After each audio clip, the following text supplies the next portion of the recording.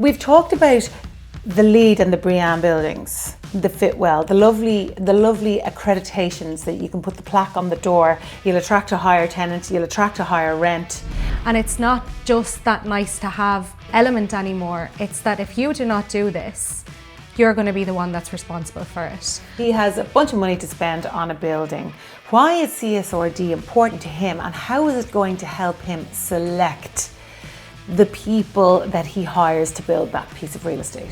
We have gotten over 450 grand for a certain client to retrofit some of their building stock in Ireland. This is the important bit. So the guy who has money to spend on a building, whether it's a data centre or a hospital, yes, or a logistics hub or a pharmaceutical manufacturing facility, whatever it is, the guy or the guys that have set out to invest in this piece of real estate are going to be looking to surround themselves with people who can help them to ensure not only that they're compliant, yeah, but they're achieving performance beyond compliant. Absolutely. Over the life cycle of the building.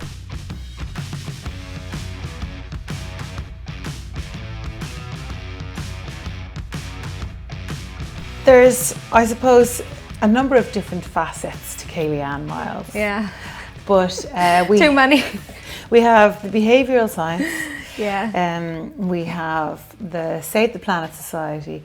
Big, hairy, audacious goal, by the way. Yeah. Save the planet. Moonshot. Mm-hmm. Love that. So, and then you've got Lawler Consulting. Yeah. So you became aware of the built environment. Mm-hmm. How did that happen? Tell me about that.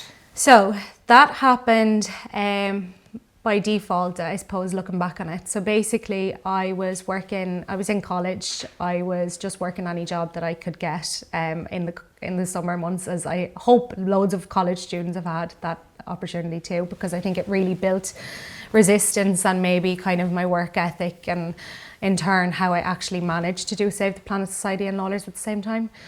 And I had no job going into second year of college, and my second cousin was after founding a business at the time called Dossipack Alliance. It was half based in Porto, half based in Ireland, in Dublin. And he said, well, I can take you on as a business administrative kind of internship student sort of thing. So I said, yeah, let's go for it. Why not? I'd take anything on. And in that time, I learned just about everything there is to learn about business management systems, BMS systems, building efficiency, energy management systems. And it just opened my eyes to the world of the built environment, number one, but also to innovation and technologies, advancements in terms of sustainability and its capabilities to bring us along in our journey. So that was when I kind of thought, why am I doing psychology in English?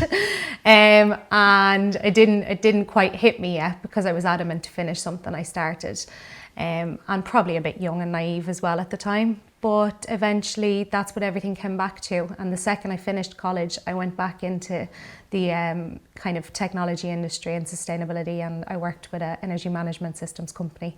So my knowledge has built from there, and it's gotten now to, I think, more focused in ESG and sustainability reporting, which is what I'm currently focused on. Sustainability was a kind of a nice to have. Yeah.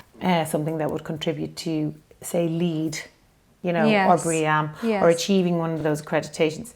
So over a period of time, I think the perception now has changed dramatically in terms of how sustainability is looked at by people who plan, design, deliver and maintain the built environment. Yes. So how has that changed, and why has it changed? I think it's changed because it's had to, like we have all these new directives coming down the line, and Ireland, I think, has a 51% reduction in carbon emissions by 2030 that it has to meet. And the built environment and the AEC industry and all the construction industry, it kind of fall-offs to that, or down along the supply chain. They all have targets to meet.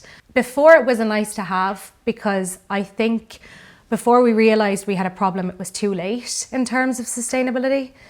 Now the standards are catching up. In my opinion, they're not catching up quick enough. But we have the EPBD, so the new building directive. We have Ireland's targets. Companies have their own targets. And it's not just that nice to have element anymore. It's that if you do not do this, you're going to be the one that's responsible for it. So I think that's why it's on everyone's agenda now. I would like to say it's on everyone's agenda because they want it to be, but it's not the case.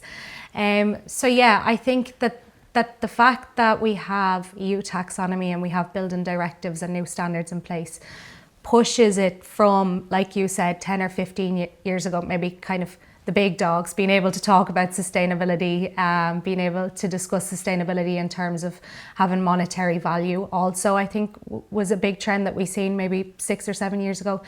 That's no longer the case now, because it's not only them who are responsible, it's also every single little intrinsic detail or person along a company, because that's the way reporting has moved towards. And I think CSRD reporting. Yes, Tell me what that CSRD stands for. So it's Corporate Sustainability Reporting Directive. It's massive, and it is just breaking down every single aspect of a company's environmental areas in terms of operations, social areas and governance areas. So any policy you can think of is required to be reported by that directive. We've got a guy who's got 50 million to spend on a building, right? He's a fund. He's an American fund, he's a Chinese fund, he's a German fund, he's a French fund. Yes. He has a bunch of money to spend on a building. Why is CSRD important to him, and how is it going to help him select the people that he hires to build that piece of real estate? It's going to be important to him, first off, because he's going to be liable to report to it, right? So any large companies in Ireland at the minute, it's 250 people plus with a certain revenue cap as well, are required to report to CSRD. So it's not going to be a second thought once the building is thought about. It's going to be firstly CSRD because it's an operational requirement. So it's not just looking at it on a building per building basis, it's looking at it as a company as a whole. Every single intrinsic ESG value is considered in that directive. Another big consideration would be, and I actually wrote a LinkedIn post about this yesterday, I'm not sure if you got a chance to see it, but it would be looking at the top 6 core values a business has to worry about, right? So one, you'd think people, and you think about people from just a standard of keeping people and a culture consistent in a company, but also turnover, staff, payroll, everything. I think it's the top thing that a top cost a company has to consider. CSRD is a standard built around social responsibility, right? So when we take social responsibility into consideration in a company, it has so much value. I think people overlook social value in a company, when, especially even when looking into sustainability. It's just people think environmental. Social, people, planet, profit. Yes, exactly. Yes. And again, that's why I do love using the letters ESG, because it's environmental, social and governance. It's thinking about the whole thing. And I think a lot of the times when people talk about building directives as well, they are restricted to the building, whereas CSRD is operational. It's the company's, all the company's operations. It's looking into every single detail a company has responsibility for. So yeah, I think that would be the first thing that person has to look at. The second thing then, from a building responsibility point of view, is it's going to be penalised if you are not consistent, or if you are not reporting the correct way to CSRD. This is the bit where the editor goes, dum dum. So this is the important bit. So the guy who has money to spend on a building, whether it's a data centre or a hospital, yes, or a logistics hub or a pharmaceutical manufacturing facility, whatever it is, the guy or the guys that have set out to invest in this piece of real estate are going to be looking to surround themselves with people who can help them to ensure not only that they're compliant, yeah, but they're achieving performance beyond compliant. Absolutely. Over the life cycle of the building. Absolutely, but that's what we're seeing. So it's that level of compliance on the building level, right? And you don't only have EU taxonomy pushing that, you have investors. Investors are going to want to see your ESG, your EU taxonomy compliance.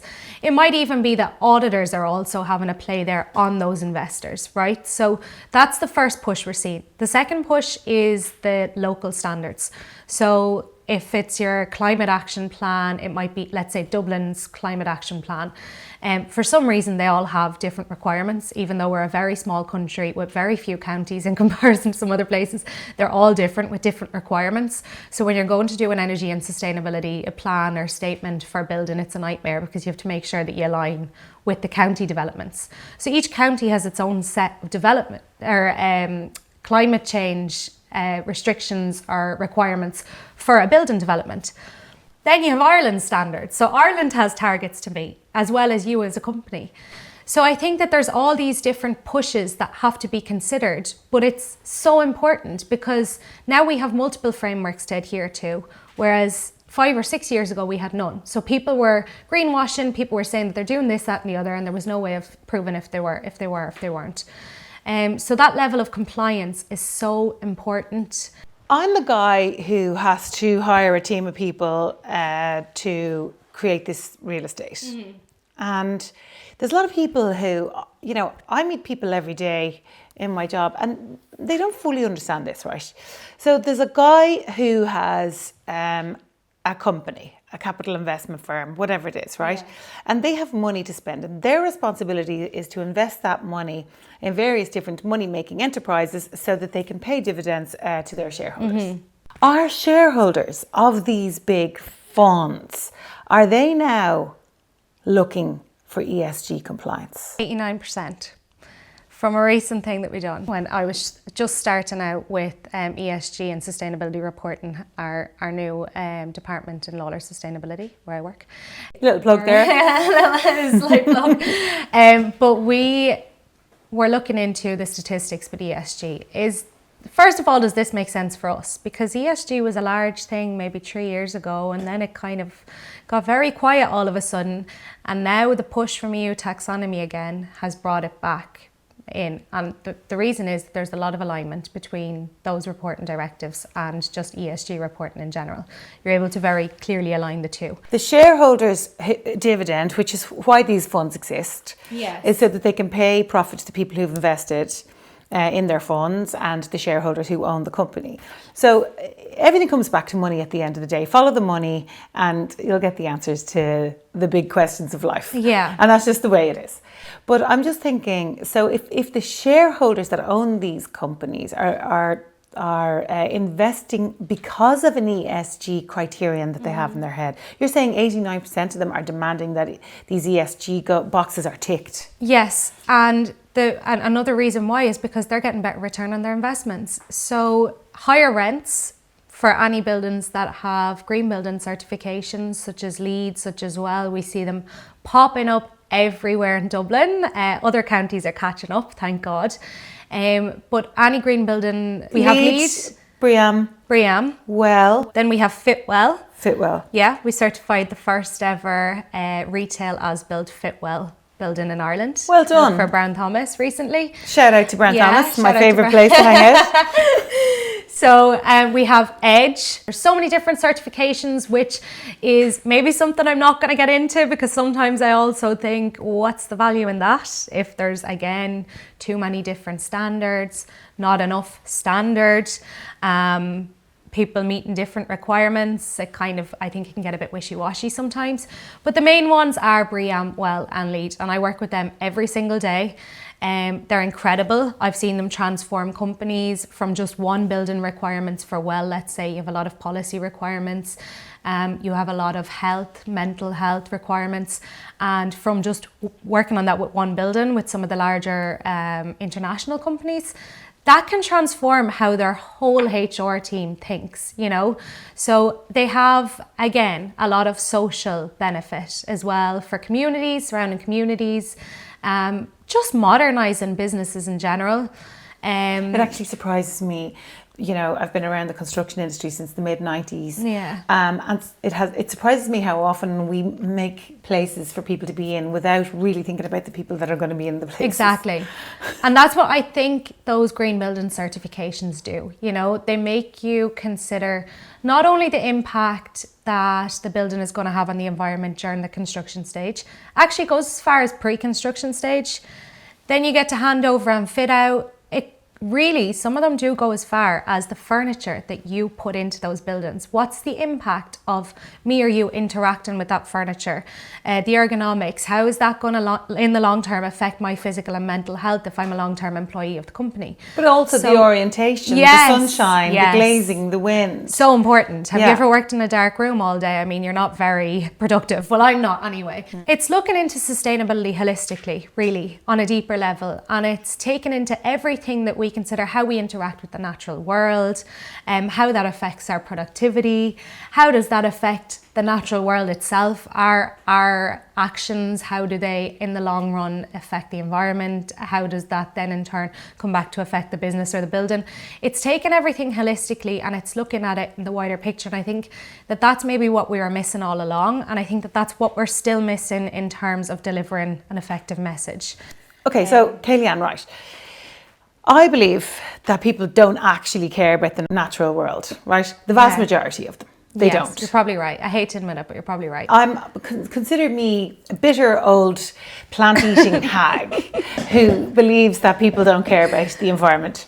And I think that it is incumbent upon governments to give us social consciousness and to legislate and bring in policy that will place it upon us as a responsibility, okay? And fair play to governments. It is happening. They are doing it. The policy, the legislation, the regulation is there. It's coming from the EU. Now, we've talked about the LEED and the BREEAM buildings, the Fitwell, the lovely accreditations that you can put the plaque on the door. You'll attract a higher tenant. You'll attract a higher rent.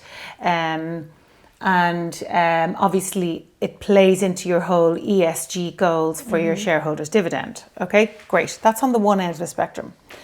On the other end of the spectrum then, we have building stock, assets that are sitting on a balance sheet since, they mightn't even be that old. Yeah. They might only be 10, 15, 20 years old, and they are no longer compliant with the building performance standards that are laid out in our local regulations, such as, name them, BER, Building Energy Rating. There's the local requirements that restrict, local planning requirements that restrict certain buildings as well. When I have my balance sheet with my assets on it, and some of them are lovely, they tick the ESG boxes, they're LEED, they're BREEAM, whatever, they comply. And then, I have these assets that are over here on my balance sheet that aren't performing that well, and in fact I can't see a way out. I can't see how I'm going to bring these assets, breathe value back into these assets again, because at the moment the value of them is way down. I can't really rent them. I can't get my square footage that I need to rent them. What does that guy do? What do we do with those assets? First of all, you look for me. Second of all, you realise that there's always a solution to your problem. Okay, so this is a really nice question because I'm working with some clients and some potential clients on this at the minute. So the SEAI, thank God for the SEAI, by the way, they do so much work that they do not get credit for. They just need better marketing. They need, that's your plug. So the SEAI have amazing grants at the minute that we're working with clients on. In particular, Exceed, right? So Exceed is a grant that focuses on renovation and retrofits. Of commercial buildings? Of commercial buildings. Okay. We have gotten over 450 grand for a certain client to retrofit some of their building stock in Ireland, around Ireland. And we're currently working on another project with a client, trying to bring it to light, to also retrofit one of the buildings that you're absolutely put into picture. If I could close my eyes and picture a building of the words that you just spoke, it's exactly what I'm seeing. An outdated building has massive potential, perfect location, is the only solution to knock this and rebuild a perfect, sustainable, well-LEED building. Well, that's not very sustainable in the first place, because there's a building standing there that, like you said, is only 20 years old, might have a BER rating of D, because that's standard. I'd say D or C is probably the standard ratings for buildings of that age. In terms of retrofitting, it's probably going to cost a bomb. They need help. They need help to do it sustainably. And then, Mother Nature wants us to protect the embodied carbon that has already been used to build that. Exactly. Doesn't she? And that's also where grants like Exceed are, there's so many other, it does depend on what industry you're in, so I'm not going to confidently say that anyone can avail of these grants, but there's grants from Enterprise Ireland that we're working on certain clients with. And you know how to get these grants? Yes. You know that they exist, and you know where the application forms are. Exactly. But the other thing is, and I don't want to say for people to depend on sustainability consultants like myself for that people can go through this process themselves. Construction teams or construction companies can actually go through the process of reaching out to a sustainability authority like the SEAI or like Enterprise Ireland if you're an exporter or manufacturer or whatever, and get the help that you need. If there is something that you're willing to do that's benefiting the environment, that's going to benefit the local community in terms of retrofitting a local shopping centre or a local office building or whatnot, then try get the help you can get to upgrade that the right way, so that in 20 years time you're not sitting in this with the same issue. You've future-proofed your building to a certain level. There's grants, if Exceed, for example, or the Green Lean grant from Enterprise Ireland, the more work you do, the more you can get. So there's an incentive there to keep up with upgrading the building in a certain aspect, to keep up with certain technologies so that you are in line with your decarbonisation goals, or so that your building is not effectively completely outdated in 5 years' time. Because if you do go down the cost effective route now, right, and you say, well, I'm not going to put in heat pumps, or I'm not going to put in solar panels, or I'm just going to do it this way because then the building's standing again and that's fine. 3 years tops, you're outdated, your building's outdated again. And energy efficiency and everything comes into play. Energy bills, which we all know is a massive cost for businesses and for buildings. And by not taking the right steps at the very beginning now, if you are going down the line of retrofitting, you're just shooting yourself in the foot. So get the sustainability help. And certifications are a great option. They're not always financially liable, but if you can at least follow the local development plans, that's a great start. And that's something that you might not get a badge or a plaque on the front door at the end of it, and your investors might not be screaming praise for your ESG levels, but it will be compliant with local directives and with the EPBD. Okay, so let's talk about, I'm thinking of my clients, right? I like horses, so I consider them like a stable. Yeah. I have a stable of clients, and they are involved in, as I said, the planning, the design, the construction and the maintenance of the built environment. Yeah. Okay, all of them across the spectrum of services and products delivery. And I'm thinking of your investor guy who has older building asset or a greenfield or a brownfield, a new building asset. And I'm thinking of him building a team of people around him who are going to deliver this, either this green retrofit or this new build, right? And I'm saying he, but obviously, it could be either, but I'm just using he. And in case anybody gets annoyed at me. And I want to go back to this question again, because I'm a communicator, I'm a marketer, I am somebody who helps my clients to differentiate themselves from their competitors by telling their stories. Okay? So, and what I loved about when I met you, I was like, this girl lives sustainability. She doesn't just tick boxes. A lot of sustainability experts are people who gather data and tick boxes, and that's fine. That's absolutely fine. But you are also able to gather data and tick boxes, but you live it. Yeah. Okay, so you wear secondhand clothes, you're vegetarian, you live it, you make conscious choices in your daily life. And that was what impressed me about you, and that's why I asked you to come and do this video with me. But I'm thinking about, as a marketing person and as someone who tells stories, what I'd love to do is I'd love to get from your brain onto this video, what can my stable of clients do to tell stories that will differentiate themselves and make them stand out from their competitors, so that the guy who is doing a green retrofit or building a new carbon neutral building, so that he will choose them to do the work for him? How do they do it, Kayleigh-Ann? Where everyone's missing the mark, and I think what people really have to consider in terms of taking sustainability on into their company and communicating that effectively, or making it be seen that they are doing this work, is making it part of their core values. So we have to go back to how we're educating staff, or how we're educating individuals on sustainability. And it's like what you said earlier. I could be a sustainability professional. That's amazing. I'm ticking all the boxes in one area. Then no shame to anyone who does this, but I have been in a sustainability office before, going to a certain event, and at the end of the day, people are ordering off Shein for their Christmas party or for whatnot. And, you know, that's where I think the educational gap is missed. It's disconnected from how sustainability not only affects that specific part of your area, of your business, of your company, it's how it's affecting all of us, right? And that's also why I hate when people or businesses consider sustainability to be an industry or a sustainability section of the company. Oh, you need to ask the sustainability team, or that's for the sustainability person, or health and safety, which we've all, seem to be victim of if you're a sustainability professional in the construction industry. And if you're female, this is the health and safety officer. I've got that one 101 times.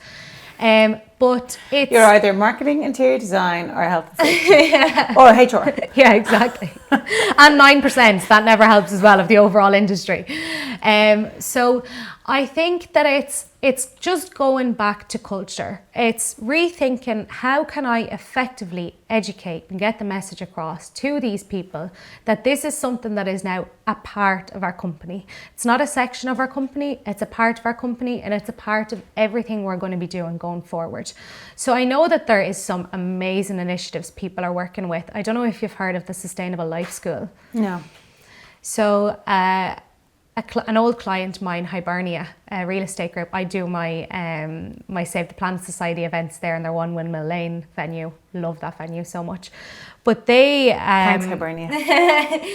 They work with two women who run a Sustainable Life School. And their whole mission is to take those everyday values of sustainability, food, fashion, transport, energy, just general education on day-to-day living, and bring it into companies. Yeah, I went to one of your Save the Planet events in One Windmill Lane. Yeah, and I was losing my mind because all the food was plant-based. Yes, it was Tang. And I was again, another clip there because I love Tang. Yeah. So I was like stuffing my face through the whole thing. That's what it was there for. But like that, you know, it's that level of education that maybe more informal companies or more informal educational purposes like Save the Planet Society or Instagram or TikTok can give people. And I think we underestimate that value. So that's where it starts. Okay. To answer your question, that's where it starts. Okay, let's go back to our lads, right? Yeah. Okay, let's go back to our greens and blues. Yeah. Okay. You say words like Instagram and TikTok to them, they'd be terrified. They run a mile. They can just about they're doing LinkedIn, right? Yes. I don't mean to sound like I'm in any way detracting from them, because obviously they're fabulously clever people and really good entrepreneurs running successful businesses. So I don't want to scare people off, and I don't want to in any way detract from what they are achieving. But when you say Instagram or TikTok, that kind of, they'd be like, oh, you know. So what can they do? What can they do in a tangible way to raise awareness of their own brand story in the consciousness of the people who are spending money on a green retrofit or a new build? So what should they be doing as an organisation? So the first thing is culture, core values, culture. Absolutely. Yeah. So it has to become part of their mission and their vision. Yes. And what do we do with it once we've written the mission and the core values? Communications plan. Where do we put it? Online. Yes. And we have to share it with our internal teams as well. Yeah, and I think also maybe because me and you, I think we're heavily online people, which is safe to say, and a good thing because that means that we're good communicators. But also, it's not only online. I think that, again, maybe because I am Gen Z and I'm part of that heavily online power of communications, has to be on LinkedIn, has to be on website, blah, blah, blah. Also, it's making yourselves known in your local community or within your industry that you are them people. You are the sustainability, like, core people in your industry. So let's say, what's a good example?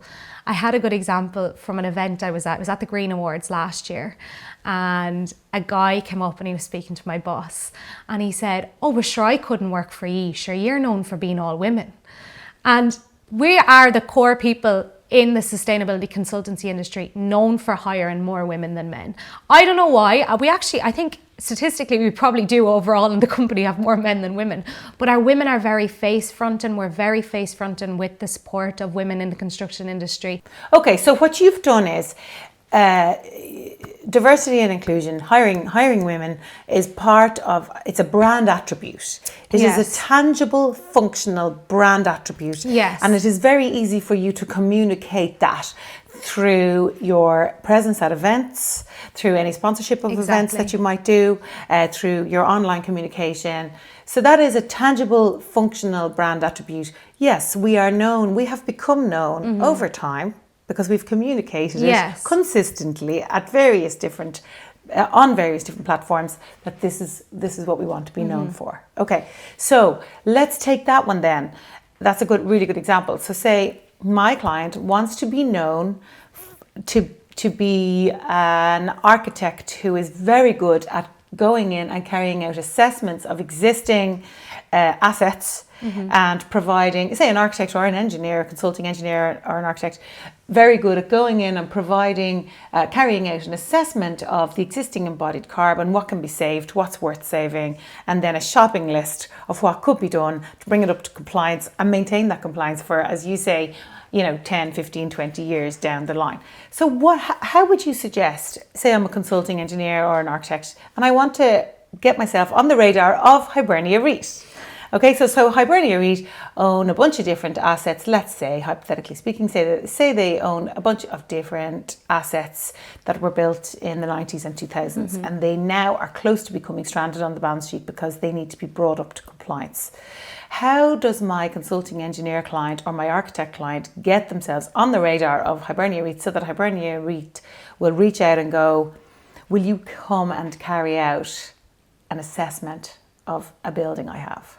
I think that a lot of companies struggle to communicate themselves. And I think that that's where people like you guys come in. I think that they need the help, they need the support. And because, again, traditionally, consultancy or engineers are in a more closed environment in the workplace, I think that's where people like you guys really do come in. So I think that that's where it really helps to have someone that has the knowledge of sustainability, but also has the knowledge of marketing, to bring the two together, because they're so intrinsically linked. It's the most important thing. And that's why, like I said at the start, misinformation on it is the biggest issue.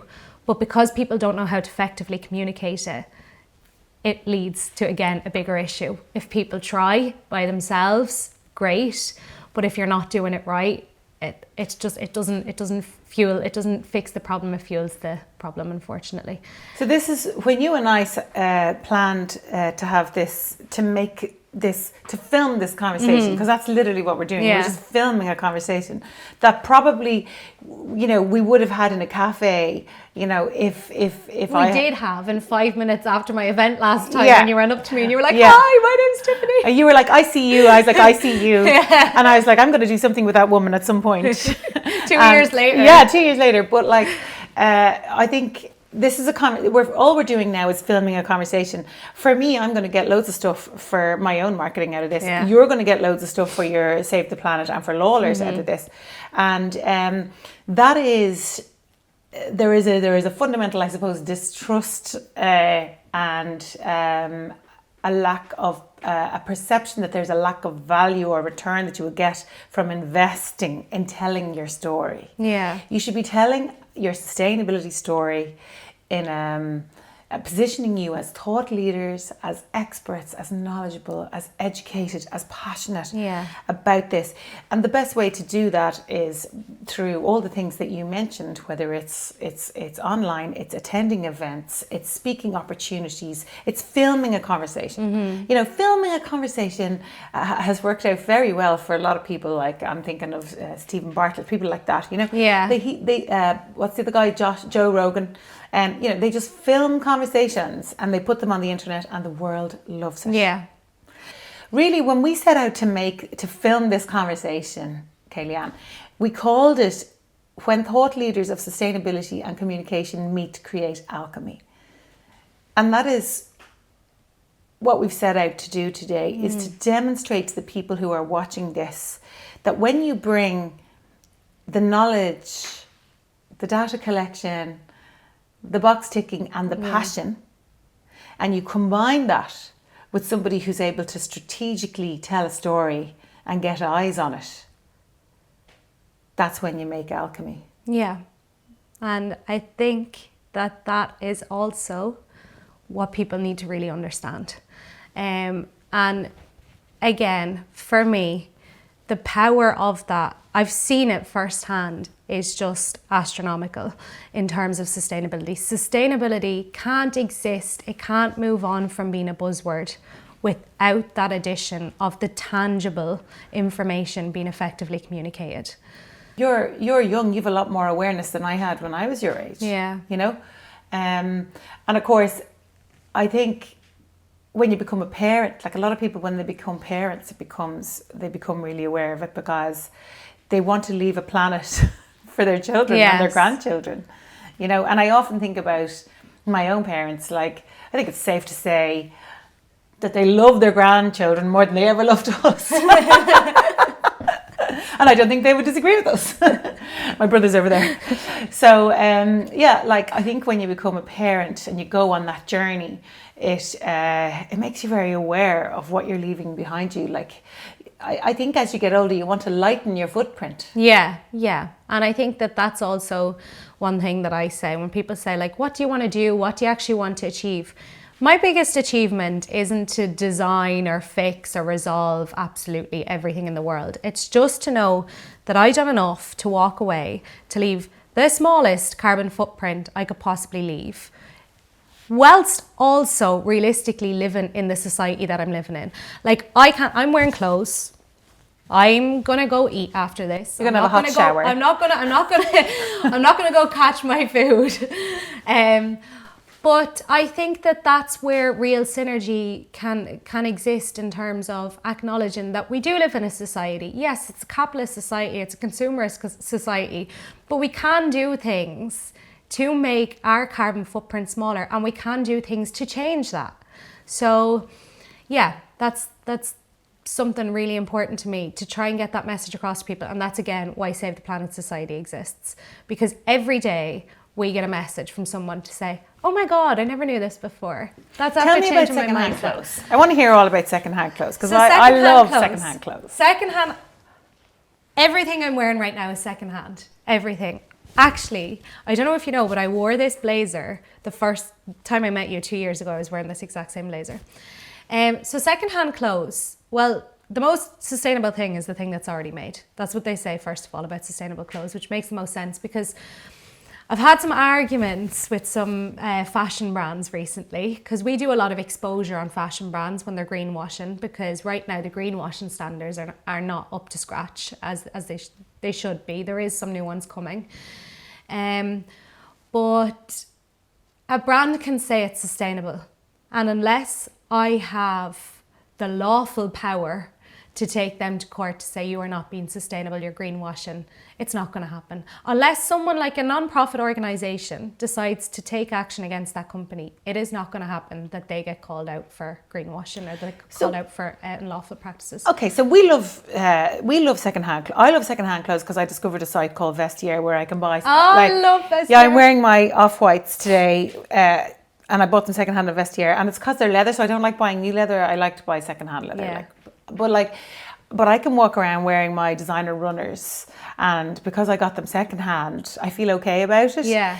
But the thing that clicked in my head there was just because of animals, right? So there was the animals that drove me to that point, to that level of awareness. What do you think it takes for people for it to click in their head, to reduce the amount of clothes? Because really shopping is a pastime now for people. And again, like, our cognition, it's also a coping mechanism. So a lot of people do it, release tension or to make themselves feel better. And it does release that kind of like, dopamine. Yes, that dopamine hit. And it does, like, we've all done it. I can admit I've been affected by the shopping happiness. But I think what really hits home is when it's on people's doorsteps. So a big reason why fast fashion is so easy for the likes of people in Ireland or people in Europe to ignore is because they don't see the first-hand effects of fast fashion. They don't see the slave labour that's happening mostly in Asia. They don't see the mountains of clothes that are gathering in Ethiopia. They don't see their 2 bags of clothes that they throw into the charity shop being shipped off again 2 weeks later because it's all Shein and it wasn't sold again. So I think that something is investing in comprehending that and being able to comprehend that. Now, the information is there. No one can say that it's not. I mean, you can go on Save the Planet Society. We have 101 pictures of those clothes mountains, of where your clothes are actually ending up. We have visualizations of the life cycle of a fast fashion garment. We have statistics that there's enough clothes on planet Earth to dress the next 6 generations. And it makes you think, getting a little bit philosophical for a second, but it makes you think of how impoverished we must be in so many other ways, that we are self-comforting and trying to give ourselves dopamine hits from retail, neurochemicals that are released from walking in and buying something new. And driving home in the car with that bag of a new thing. Like, what is the affirmation that we are seeking? That we think, like, I'm going out to a thing on Saturday, what am I going to wear? I have nothing to wear. You've loads of things to wear. I'm going to go and buy something new. Well, I think there's multiple factors there, but one of them could be, and I'd put it down to people's disconnection with the natural world. I have, for the first time this year, when I was living in Portugal, experienced a natural disaster. So we had forest fires, and it was my first time really realizing, oh my God, it's not like where I see it happening somewhere else and think, oh, sure, I'd be fine, I'd manage, or we'd be able to do something.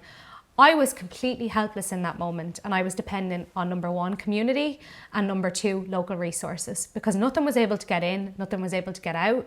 We had no fresh air. We didn't have technology to help us if the energy lines were going on fire. It was really one of those moments where I was like, oh my God, this is where we have to go back to our survival. Tactics and kick back in. Then there's the other element of social media, which doesn't help the capitalism, consumerism push, because you're going online and you're scrolling for 2 seconds and there's an ad, and I think it's getting worse every single day. We see 6,000 to 10,000 ads a day. So naturally we're going to want to buy. I mean, they've become master manipulators of making us want to buy.